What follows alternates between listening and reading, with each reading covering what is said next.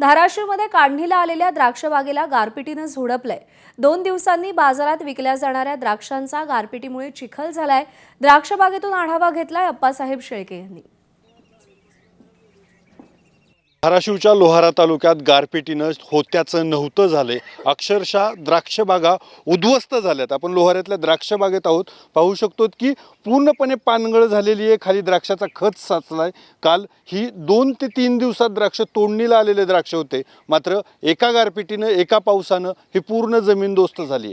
वरवर जरी आपण पाहत असलो की थोडंसं फ्रेशपणा दिसतोय, पण ह्याला नीट पाहिलं तर आपल्या लक्षात येतो की पूर्णपणे कसे मणी याचे आहेत ते सडलेले आहेत। जागच्या जागेवर वरच्या बाजूनं या द्राक्षाच्या जी घड आहेत त्याच्या जवळपास 50 ते 60% जागेवर नासलेले आहेत आणि पुढच्या 2 ते 3 दिवसामध्ये उरलेले मणीसुद्धा नासण्याची भीती आहे, कारण पावसानं याचं पूर्णपणे नुकसान झालेलं आहे। हे द्राक्ष उत्पादक शेतकरी आपल्यासोबत आहेत।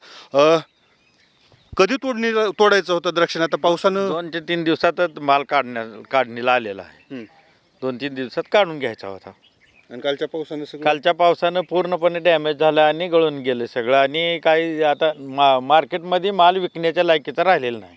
सरकारनं पंचनामे करावे आणि मदतीची मागणी केली जाते, मात्र जे पीक 2 दिवसानंतर काढायचं होतं, बाजारात जाणार होतं, त्याचे पैसे येऊन पुढचं नियोजन होतं, ते पूर्ण नियोजन या अवकाळी पावसानं कोलमडलंय। अप्पासाहेब शेळके, एबीपी माझा, धाराशिव, लोहारा। एबीपी माझा, उघडा डोळे बघा नीट।